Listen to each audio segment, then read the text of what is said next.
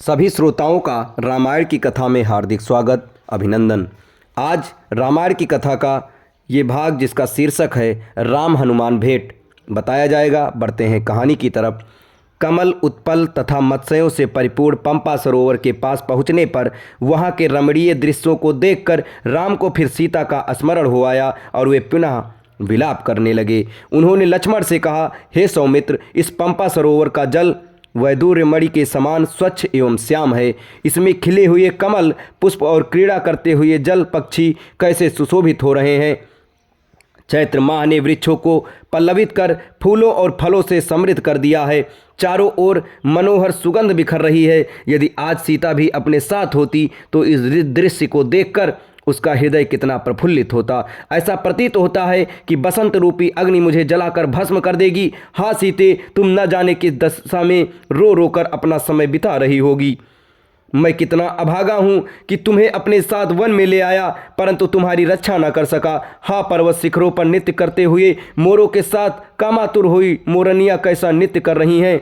हे लक्ष्मण, जिस स्थान पर सीता होगी, यदि वहाँ भी इसी प्रकार वसंत खिला होगा तो वह उससे विदग्ध हृदय को कितनी पीड़ा पहुँचा रहा होगा। वह अवश्य ही मेरे वियोग में रो रो कर अपने प्राण दे रही होगी। मैं जानता हूँ वह मेरे बिना पानी से बाहर निकली हुई मछली की भांति तड़प रही होगी। उसकी वही दशा हो रही होगी जो आज मेरी हो रही है, अपितु मुझसे अधिक ही होगी, क्योंकि स्त्रियां पुरुषों से अधिक भावुक और कोमल होती हैं। ये संपूर्ण दृश्य इतना मनोरम है कि यदि सीता मेरे साथ होती तो इस स्थान को छोड़कर मैं कभी अयोध्या न जाता, सदैव उसके साथ यहीं रमण करता। किंतु यह तो मेरा स्वप्न मात्र है। आज तो ये अभागा प्यारी सीता के वियोग में वनों में मारा मारा फिर रहा है। जिस सीता ने मेरे लिए महलों के सुखों का परित्याग किया, मैं उसकी वन में रक्षा नहीं कर सका। मैं कैसे ये जीवन धारण करूं? मैं अयोध्या जाकर किसी को क्या बताऊंगा? माता कौशल्या को क्या उत्तर दूंगा? मुझे कुछ सुझाई नहीं देता। मैं इस विपत्ति के पहाड़ के नीचे दबा जा रहा हूं। मुझे इस विपत्ति से छुटकारे का कोई उपाय नहीं सूझ रहा है। मैं यही पंपासुर में डूबकर अपने प्राण दे दूंगा। भाई लक्ष्मण, तुम अभी अयोध्या लौट जाओ। मैं अब जानकी नंदिनी सीता के बिना जीवित नहीं रह सकता। बड़े भाई की ये दशा देखकर लक्ष्मण बोले, हे पुरुषोत्तम राम, आप शोक न करें। हे तात रघुनंदन, यदि आप रावण पाताल में या उससे भी अधिक दूर चला जाए तो भी वह अब किसी भी तरह से जीवित नहीं रह सकता। आप पहले उस पापी राक्षस का पता लगाइए, फिर वह सीता को वापस करेगा या अपने प्राणों से हाथ धो बैठेगा।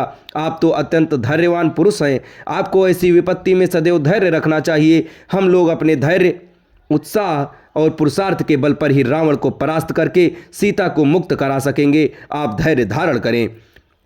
लक्ष्मण के इस प्रकार से समझाने पर अत्यंत संतप्त राम ने शोक और मोह का परित्याग कर के धैर्य धारण किया। वे पंपा सरोवर को लांघकर आगे बढ़े। चलते चलते जब वे ऋषिमुख पर्वत के निकट पहुंचे तो अपने साथियों के साथ उस पर्वत पर विचरण करने वाले बलवान वानर राज सुग्रीव ने इन दोनों तेजस्वी युवकों को देखा। इन्हें देखकर सुग्रीव के मन में शंका हुई और उन्होंने अपने मंत्रियों से कहा, निश्चय ही वाली ने इन दोनों धनुर्धारी वीरों को छद्मवेश में भेजा है। भयभीत होकर सुग्रीव अपने मंत्रियों के साथ ऋषिमुख पर्वत के शिखर चले गए।